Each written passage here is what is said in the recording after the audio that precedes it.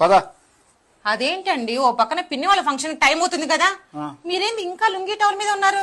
లోపలికి వెళ్ళి బట్టలు మార్చుకుంటారా పోండి. నా బట్టలు ఇవే కదే.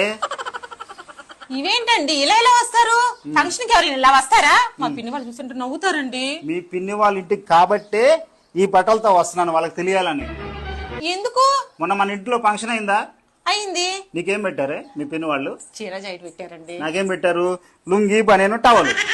ఏంటి నాకు అర్థం కావట్లేదు. అంటే మా మగవాళ్ళు బట్టలు వేసుకురా ఏంటి? పద, వాళ్ళకి తెలియాలి ఈ రోజు. ఏం తెలియాలండి? మా మగవాళ్ళకు కూడా ఈ రోజు నుంచి ఫంక్షన్ వస్తే మీకు చీరా జాకెట్ ఎలా పెట్టారో మా మగవాళ్ళకు కూడా ప్యాంట్ షర్ట్ పెట్టాల్సిందే.